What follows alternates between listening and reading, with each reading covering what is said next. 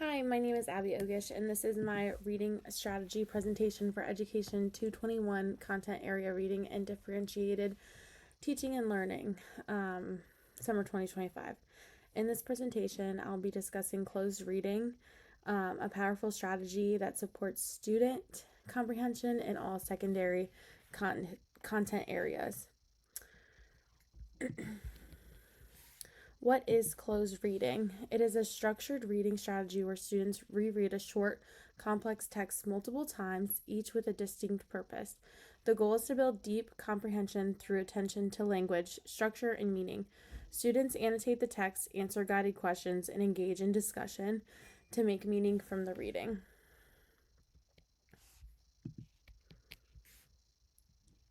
Some of the learning outcomes. By the end of this video, you'll be able to define and describe the closed reading strategy, understand the purpose and structure of closed reading, recognize how closed reading enhances comprehension in all subject areas, and learn how to apply and model closed reading in secondary classrooms. Why this works is it's according to Fisher and Frey, closed reading helps students build stamina, comprehension, and academic language proficiency, a study by Fisher and Frey, and the reading teacher supports the use of closed reading as a way to strengthen students' inferencing and analytical skills, preparing them for complex college and career level text. Some major components of this strategy to analyze complex text at deeper levels is the purpose. Some teacher roles. The teacher role is to carefully select meaningful texts, pose purposeful questions, and guide students through the reading process. Teachers model how to annotate and facilitate discussion. The students' roles is more actively read. They mark the text and participate in analysis. They become responsible for constructing meaning and citing evidence from the text to support their thinking as well. Some demonstrations of the strategy. So for an English example, I selected the text from Of Mice of Men. It's a poem. On the first read, students focus on the literal events of the scene, what is happening, and who is involved. On the second read, they analyze Steinbeck's language, looking at imagery, symbolism, and dictation, such as how he describes loneliness or power.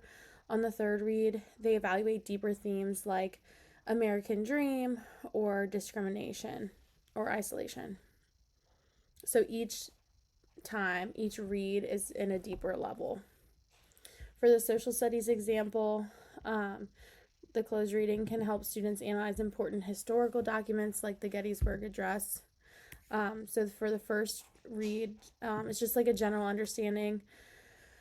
It covers literal meaning. The second reading examines repetition and rhetorical devices such as word choice and repetition. And the third read also is a part of the rhetorical purpose, but it evaluates historic context and author's purpose. Students come away with a deeper appreciation for how the language shapes history.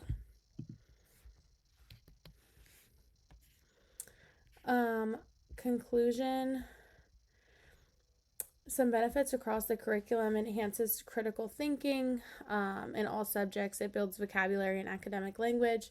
It supports all learners, including ELLs and struggling readers, and encourages independence with complex text.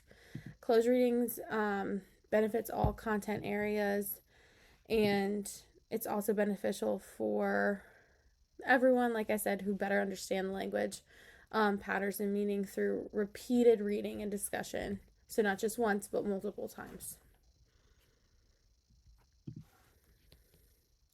These are my references, and one of the strengths of this presentation is a clear explanation of closed reading and its application across subjects. I also think using real examples made it more relatable. However, a limitation is that I could have included actual student work or video clips to demonstrate implementation more fully. In the future, I would like to integrate more interactive components. Thank you and have a great day.